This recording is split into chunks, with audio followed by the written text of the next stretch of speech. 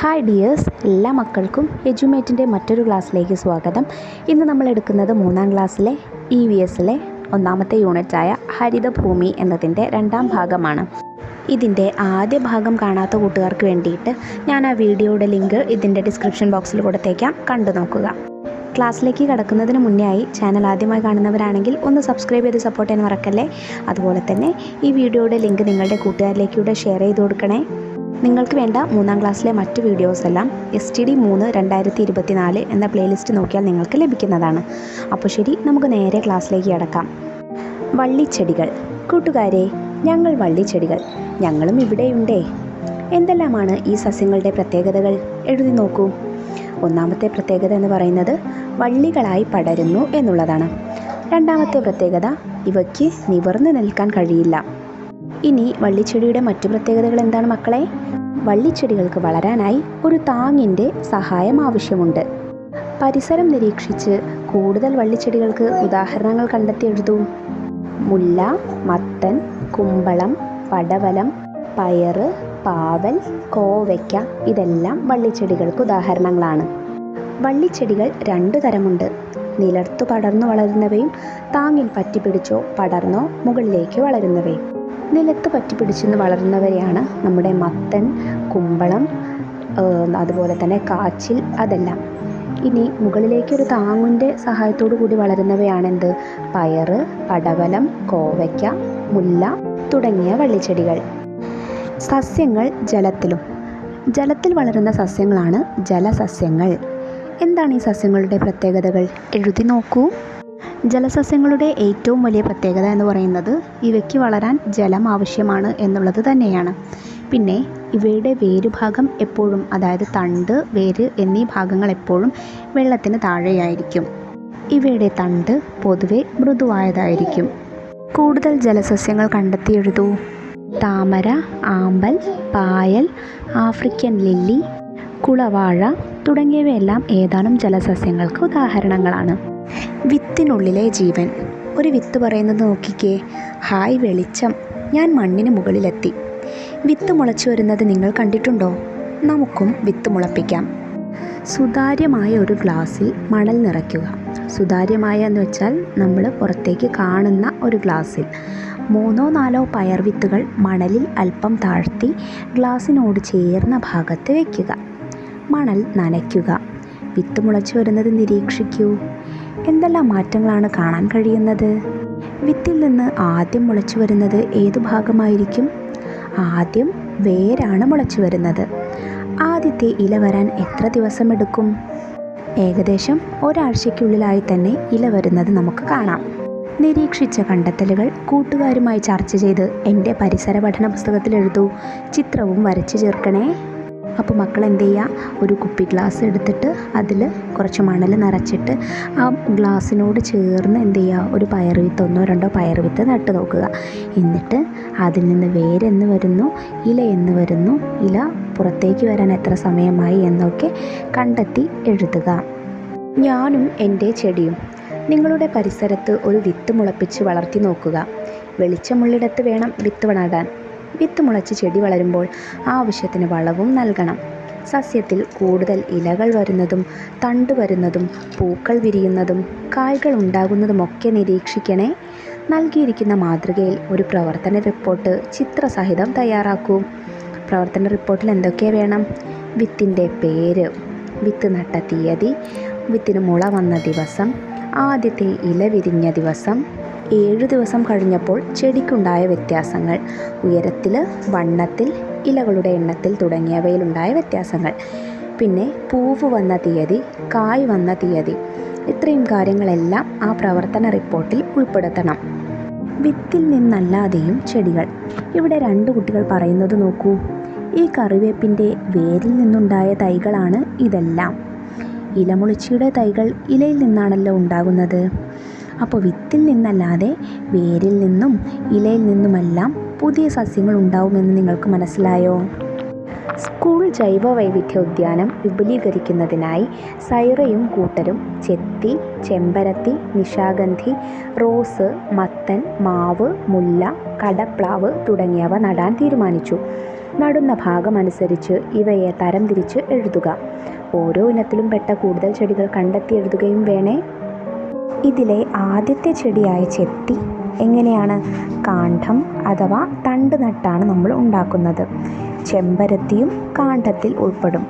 നിശാഗന്ധിയുടെ ഇലയാണ് നടുന്നത്. റോസിൻ്റെ തണ്ടാണ്. മത്തൻ വിത്താണ്. മാവ് വിത്താണ്. മുല്ലയുടേത് വേരാണ്. കടപ്ലാവിൻ്റേത് വിത്താണ്. സസ്യഭാഗങ്ങളും ധർമ്മങ്ങളും. സസ്യത്തിന് എന്തിനാണ് വിവിധ ഭാഗങ്ങൾ? എല്ലാ ഭാഗങ്ങൾക്കും പ്രാധാന്യമില്ലേ? 3 ടെസ്റ്റ് ട്യൂബുകൾ എടുത്ത് സ്റ്റാൻഡിൽ വയ്ക്കുക. ഒന്നാമത്തെ ടെസ്റ്റ് ട്യൂബിൽ വെള്ളം നിറയ്ക്കുക. രണ്ടാമത്തെ ടെസ്റ്റ് ട്യൂബിൽ ചുവപ്പ് മഷി ചേർത്ത വെള്ളം അതേ അളവിൽ നിറയ്ക്കുക. വെള്ളത്തിൻ്റെ അളവ് രേഖപ്പെടുത്തുക. മൂന്നാമത്തെ ടെസ്റ്റ് ട്യൂബ് ജലമില്ലാതെ വയ്ക്കുക. വേര് പൊട്ടിപ്പോകാത്തതും ഒരേ വലുപ്പത്തിലുള്ളതുമായ 3 മഷിത്തണ്ട് ചെടികൾ എടുത്ത് 10 മിനിറ്റ് വെയിലത്ത് വെച്ചതിന് ശേഷം ടെസ്റ്റ് ട്യൂബുകളിലേക്ക് ഇറക്കി വയ്ക്കുക. ടെസ്റ്റ് ട്യൂബുകൾ സൂര്യപ്രകാശം ലഭിക്കുന്ന സ്ഥലത്ത് വയ്ക്കുക. ചെടികൾക്കും ടെസ്റ്റ് ട്യൂബിലെ വെള്ളത്തിനുമുണ്ടാകുന്ന മാറ്റങ്ങൾ നിരീക്ഷിക്കുക. എന്തു മാറ്റമാണ് കാണാൻ കഴിഞ്ഞത്? വെള്ളമുള്ള ടെസ്റ്റ് ട്യൂബുകളിലെ ചെടികൾ അതുപോലെ നിൽക്കുന്നതും വെള്ളമില്ലാത്ത ടെസ്റ്റ് ട്യൂബിലെ ചെടി നശിച്ചു പോയതുമായിട്ട് നമുക്ക് കാണാം. വെള്ളമില്ലാത്ത ടെസ്റ്റ് ട്യൂബിലെ ചെടിക്ക് എന്ത് സംഭവിച്ചു? ആ ചെടി ഉണങ്ങിപ്പോയിട്ടുണ്ടായിരിക്കും. കാരണം എന്തായിരിക്കും? കാരണം ചെടികളുടെ നിലനിൽപ്പിന് ജലം അല്ലെങ്കിൽ വെള്ളം എന്ന് പറയുന്നത് അത്യാവശ്യമാണ്. രണ്ടാമത്തെ ടെസ്റ്റ് ട്യൂബിലെ ചെടിയുടെ തണ്ടിൻ്റെ നിറം മാറിയതെങ്ങനെ? ഇതിൽ വേരിൻ്റെ പങ്കെന്ത്? രണ്ടാമത്തെ ടെസ്റ്റ് ട്യൂബിൽ നമ്മൾ എടുത്തത് ചുവപ്പ് മഷി നിറച്ച വെള്ളമായിരുന്നു അല്ലേ? അതുകൊണ്ട് തന്നെ മഷിത്തണ്ടിൻ്റെ നിറം ആയതായിട്ട് നമുക്ക് കാണാൻ സാധിക്കും. അപ്പോൾ വേരിൻ്റെ പ്രത്യേകത എന്താണ്? വേര് വെള്ളത്തെ വലിച്ചെടുത്ത് തണ്ടുകളിലേക്ക് എത്തിക്കുന്നുണ്ട്. ചെടികൾ അവയ്ക്ക് ആവശ്യമായ ആഹാരം നിർമ്മിക്കുന്നത് ഇലകളിലാണ്. ഇത് അവയുടെ വളർച്ചയ്ക്കായി ഉപയോഗിക്കുന്നു. ബാക്കി വരുന്ന ആഹാരം ചെടി അതിൻ്റെ വിവിധ ഭാഗങ്ങളിലായി കരുതി വയ്ക്കുന്നു. അത് മറ്റു ജീവജാലങ്ങൾ ഭക്ഷണമായി ഉപയോഗിക്കുന്നു. അപ്പോൾ എന്തൊക്കെ കാര്യങ്ങളാണ് മക്കളെ പറഞ്ഞത്? ആദ്യം നമ്മൾ പറഞ്ഞു ചെടികളുടെ നിലനിൽപ്പിന് വെള്ളം അത്യാവശ്യമാണ്. മണ്ണിൽ നിന്നും ജലം വലിച്ചെടുക്കുന്നത് വേരിൻ്റെ സഹായത്തോടെയാണ്. വേര് വെള്ളം വലിച്ചെടുത്ത് തണ്ടുകളിലേക്കും തണ്ട് അത് മറ്റു ഭാഗങ്ങളിലേക്കും എത്തിക്കുന്നു. ചെടികൾ ആഹാരം നിർമ്മിക്കുന്നത് ഇലകളിൽ വെച്ചാണ്. അത് അവയുടെ വളർച്ചയ്ക്കായി സസ്യങ്ങൾ ഉപയോഗിക്കുന്നു. അവയുടെ ആവശ്യം കഴിഞ്ഞ ശേഷം ബാക്കിയുള്ള ആഹാരം അവർ മറ്റു ജീവജാലങ്ങൾക്കായി വിവിധ ഭാഗങ്ങളിൽ കരുതി വയ്ക്കുന്നു. ആ ആഹാരമാണ് നമ്മൾ പഴങ്ങളായും കിഴങ്ങ് വർഗ്ഗങ്ങളായും എല്ലാം ഭക്ഷിക്കുന്നത്. ഒരു പ്രവർത്തനം നോക്കിക്കേ മക്കളെ, വരച്ച് യോജിപ്പിക്കൂ. ഇവിടെ തണ്ട്, ഇല, വേര് എന്നിങ്ങനെ 3 ചെടിയുടെ ഭാഗങ്ങൾ തന്നിട്ടുണ്ട്. അതുപോലെ തന്നെ ഇവിടെ 4 ധർമ്മങ്ങൾ, സസ്യത്തിൻ്റെ 4 ധർമ്മങ്ങൾ തന്നിട്ടുണ്ട്. അത് ഓരോന്നിനും നേരെ ഏതാ വരുന്നതെന്ന് വരച്ച് യോജിപ്പിക്കണം. ഒന്ന് നമുക്കവിടെ തന്നിട്ടുണ്ട് തണ്ട്. തണ്ട് ചെയ്യുന്ന ജോലി എന്താണ്? വേര് വലിച്ചെടുക്കുന്ന ജലവും പോഷകങ്ങളും ഇലകളിൽ എത്തിക്കുന്നു. ഇനി ആദ്യത്തേത് നോക്കൂ. സസ്യത്തെ മണ്ണിൽ ഉറപ്പിച്ചു നിർത്തുന്നു. അത് വേരിൻ്റെ ധർമ്മമാണ്. രണ്ടാമത്തേത് മണ്ണിൽ നിന്ന് സസ്യത്തിന് ആവശ്യമായ ജലവും പോഷകങ്ങളും വലിച്ചെടുക്കുന്നു. അതും വേരിൻ്റെ ധർമ്മം തന്നെയാണ്. നാലാമത്തേത് നോക്കൂ. സസ്യത്തിന് ആവശ്യമായ ആഹാരം നിർമ്മിക്കുന്നു. അത് ഇലകളിൽ വച്ചാണ്. ഇലകളുടെ വൈവിധ്യം. സ്കൂൾ ജൈവ വൈവിധ്യോദ്യാനത്തിലെ സസ്യങ്ങൾ നിരീക്ഷിച്ച് അവയുടെ ഇലകളുടെ സവിശേഷതകൾ ഉൾപ്പെടുത്തി പട്ടിക പൂർത്തിയാക്കൂ. നമുക്കിവിടെ സസ്യത്തിൻ്റെ പേരും ആകൃതിയും മണവും നിറവും എഴുതാനായിട്ടുള്ള കോളമാണ് തന്നിട്ടുള്ളത്. ആദ്യത്തേത് അവിടെ തന്നിട്ടുണ്ട് തുമ്പ. തുമ്പയുടെ ആകൃതി നീണ്ട് കൂർത്ത ഇലയാണ്. മണവോ? തുമ്പയുടെ ഇലയ്ക്ക് മണമുണ്ട്. നിറം പച്ചയാണ്. ഇനി അടുത്തത് മാവ്. മാവിൻ്റെ ഇല എങ്ങനെയാണ്? മാവിൻ്റെ ഇലയും നീണ്ടു കൂർത്തതാണ്. ഇലയ്ക്ക് മണമുണ്ടോ? മണമുണ്ട്. നിറം പച്ചയാണ്. അടുത്ത സസ്യം മണി പ്ലാന്റ്. മണി പ്ലാന്റിൻ്റെ ഇലയുടെ ആകൃതി എങ്ങനെയാണ്? വട്ടത്തിൽ പരന്നതാണ്. മണമോ? മണമില്ല. നിറം മഞ്ഞയാണ്. അടുത്ത സസ്യം റോസാണ്. റോസിൻ്റെ ഇല പരന്നതാണ്. മണവോ? മണമില്ല. നിറം പച്ചയാണ്. ഇനി നിങ്ങൾക്ക് ഇതിലേക്ക് മറ്റ് സസ്യങ്ങൾ കൂടെ ചേർത്ത് കൊടുക്കാൻ കഴിയുമെങ്കിൽ ചേർത്ത് കൊടുക്കണേ. പട്ടിക വിശകലനം ചെയ്ത ശേഷം എന്തെല്ലാം വ്യത്യാസങ്ങളാണ് കണ്ടെത്തിയതെന്ന് എഴുതി നോക്കൂ. നിറത്തിൽ വൈവിധ്യമുണ്ട്. ആകൃതിയിൽ വൈവിധ്യമുണ്ട്. ചില ഇലകൾക്ക് മണമുണ്ട്. ഇലകൾ പേപ്പറിനടിയിൽ വെച്ച് ക്രയോൺസ് ഉപയോഗിച്ച് പകർത്തി ഇലയുടെ രേഖാചിത്രങ്ങൾ വരയ്ക്കൂ. പാറ്റേണുകൾ നിരീക്ഷിക്കൂ. ചെയ്യേണ്ട പ്രവർത്തനം മക്കൾക്ക് മനസ്സിലായോ? ഇലകൾ വെച്ച്, പേപ്പറിന് താഴെ ഇലകൾ വെച്ച് അതിന് മുകളിലൂടെ ക്രയോൺസ് വെച്ച് നല്ല ഭംഗിയിൽ നിറം കൊടുത്തു നോക്കുക. ഇങ്ങനെ വിവിധ ആകൃതിയിലുള്ള ഇലകൾ നിങ്ങൾ ശേഖരിച്ച് ചെയ്യുമല്ലോ. ഇല രൂപങ്ങൾ. വിവിധ തരം ഇലകൾ കൊണ്ടുണ്ടാക്കിയ ജീവികളുടെ രൂപങ്ങൾ നോക്കൂ. ഇതുപോലെ നമുക്കും നിർമ്മിക്കാം. നോക്കിക്കേ, ഞാനിവിടെ ഇലകൾ കൊണ്ടുള്ള ഏതാനും രൂപങ്ങളുടെ ചിത്രങ്ങൾ തന്നിട്ടുണ്ട്. ഇതുപോലെ തന്നെ നിങ്ങളും ഇലകൾ കൊണ്ട് വിവിധ ജീവികളുടെ രൂപങ്ങൾ ഉണ്ടാക്കി നോക്കണേ. പൂക്കളിലെ വൈവിധ്യം. എൻ്റെ പൂക്കൾ പറിക്കരുതേ എന്നൊരു തുമ്പ പറയുന്നത് നമുക്കിവിടെ തന്നിട്ടുണ്ട്. പൂ പറിക്കരുത് എന്ന് ചെടി പറയുന്നത് എന്തുകൊണ്ടാവാം? പൂക്കൾ കൊണ്ട് ആർക്കെല്ലാം എന്തെല്ലാം പ്രയോജനങ്ങളുണ്ട് എഴുതും. ഒന്ന് നമുക്കിവിടെ തന്നിട്ടുണ്ട്, തേനീച്ചയ്ക്ക് തേൻ ലഭിക്കുന്നു. അതുപോലെ തന്നെ പൂമ്പാറ്റകൾക്ക് തേൻ ലഭിക്കുന്നു. ചില പൂക്കൾ ഔഷധങ്ങളാണ്. പൂക്കൾ പലവിധം. നോക്കിക്കേ, നമുക്കിവിടെ കുറേ പൂക്കളുടെ ചിത്രങ്ങൾ തന്നിട്ടുണ്ട്. അത് ഏതൊക്കെ പൂക്കളാണെന്നൊന്ന് എഴുതി നോക്കിക്കേ. ആദ്യത്തേത് റോസാണ്, രണ്ടാമത്തേത് കണിക്കൊന്ന, മൂന്നാമത്തേത് മുല്ലപ്പൂവ്, നാലാമത്തേത് പത്തുമണിപ്പൂവ്, അടുത്തത് ഡാലിയ, അവസാനത്തേത് മല്ലിക. ചിത്രത്തിൽ തന്നിരിക്കുന്ന പൂക്കളുടെ പേരുകൾ കണ്ടെത്തി എഴുതിയല്ലോ നമ്മൾ.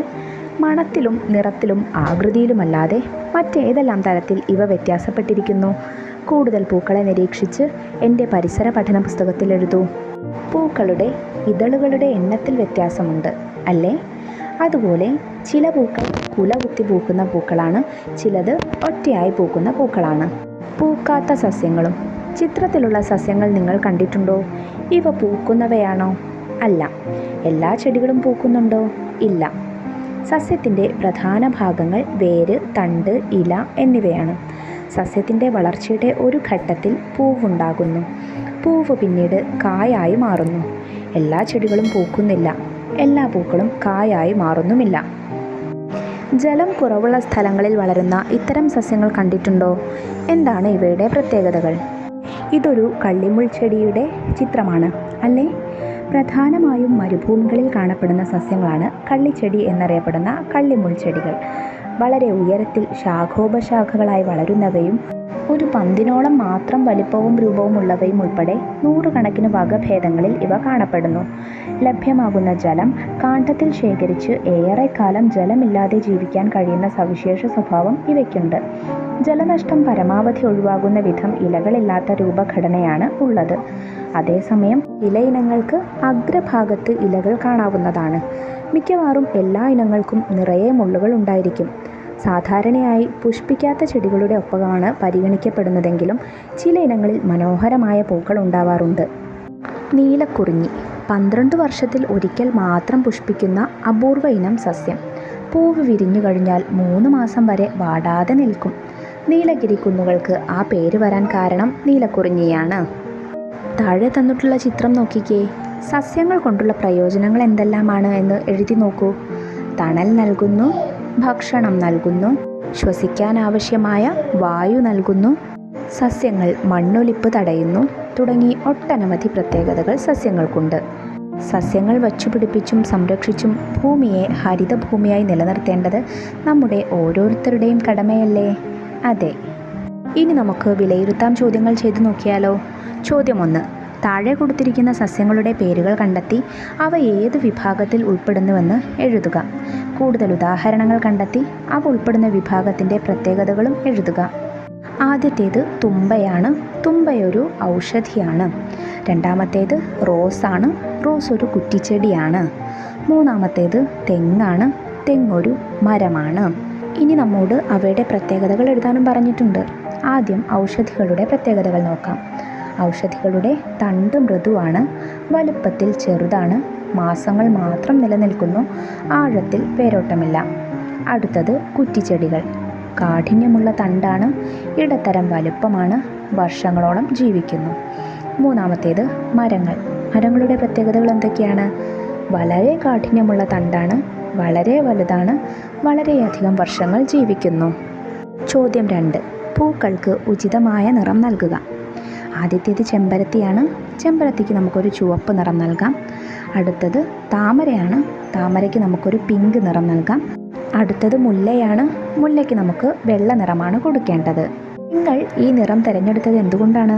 നിങ്ങൾക്കറിയാവുന്ന പൂച്ചെടികളെ തരംതിരിച്ച് പട്ടിക പൂർത്തിയാക്കൂ. ഒരു നിറത്തിൽ മാത്രം പൂക്കളുള്ള ചെടികളും പല നിറങ്ങളിൽ പൂക്കളുള്ള ചെടികളുമുണ്ട്. അത് ഏതൊക്കെയാണ്? ഒരു നിറത്തിൽ മാത്രം പൂക്കളുള്ള ചെടികൾ ഏതൊക്കെയാണ്? മുല്ല, തുമ്പ, നിശാഗന്ധി, നീലക്കുറിഞ്ഞി തുടങ്ങിയ പൂക്കളെല്ലാം ഒരു നിറത്തിൽ മാത്രമേ ഉള്ളൂ. പല നിറങ്ങളിൽ പൂക്കളുള്ള ചെടികളോ?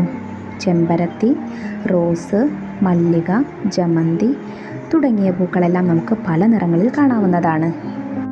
പ്രവർത്തനം 3. നിങ്ങൾ നട്ടുവളർത്തിയ ചെടി ഇപ്പോൾ എത്ര വലുതായി? ചിത്രം വരച്ച് ഭാഗങ്ങൾ അടയാളപ്പെടുത്തുക. ഈ ചെടി നമുക്കും മറ്റു ജീവജാലങ്ങൾക്കും എപ്രകാരം പ്രയോജനപ്പെടുന്നുവെന്ന് എഴുതുക. നമുക്ക് മുൻപൊരു പ്രവർത്തനം ചെയ്യാനുണ്ടായിരുന്നു. ചെടി നട്ട് അതിൻ്റെ വേരെന്ന് വരുന്നു, ഇലകളെന്ന് വരുന്നു, പൂവ് എന്ന് വരുന്നു എന്നൊക്കെ എഴുതാനായിട്ട്. ആ ചെടി നിരീക്ഷിച്ച് എഴുതാനുള്ള തുടർ പ്രവർത്തനമാണിത്. മനസ്സിലായോ? ഇനി സസ്യങ്ങൾ ജീവജാലങ്ങൾക്ക് എങ്ങനെ ഉപയോഗപ്പെടുന്നുവെന്ന് നമുക്ക് എന്തൊക്കെ എഴുതാം? സസ്യങ്ങൾ തണൽ നൽകുന്നു, ഭക്ഷണം നൽകുന്നു, ശ്വസിക്കാനുള്ള വായു നൽകുന്നു, സസ്യങ്ങൾ മണ്ണൊലിപ്പ് തടയുന്നു. ഇതെല്ലാം എഴുതി ചേർക്കാവുന്നതാണ്. അപ്പോൾ ഇതോടുകൂടിയിട്ട് ഹരിതഭൂമി എന്നുള്ള ചാപ്റ്റർ തീരുകയാണ് കേട്ടോ. ഇന്നെടുത്ത ക്ലാസ് എല്ലാ മക്കൾക്കും മനസ്സിലായോ? വീഡിയോ ഉപകാരപ്രദമായിട്ടുണ്ടോ? ഉപകാരപ്രദമായി എന്ന് വിശ്വസിക്കുന്നു. ഉപകാരപ്രദമായിട്ടുണ്ടെങ്കിൽ തീർച്ചയായിട്ടും നിങ്ങളുടെ കൂട്ടുകാരിലേക്കൂടെ ഷെയർ ചെയ്ത് കൊടുക്കണേ. 3ാം ക്ലാസ്സിലെ മറ്റു വിഷയങ്ങളുടെ വീഡിയോകൾ നമ്മൾ വരും ദിവസങ്ങളിൽ അപ്ലോഡ് ചെയ്യുന്നതായിരിക്കും. ആ വീഡിയോ കിട്ടുന്നതിന് വേണ്ടിയിട്ട് ചാനൽ ഒന്ന് സബ്സ്ക്രൈബ് ചെയ്ത് തൊട്ടടുത്ത് കാണുന്ന ബെല്ലൈക്കണിൽ ഓൾ ബട്ടൺ പ്രസ് ചെയ്തിരിക്കാൻ മറക്കല്ലേ. അപ്പോൾ ശരി, അടുത്ത ക്ലാസ്സുമായി നമുക്ക് വീണ്ടും കാണാം. താങ്ക്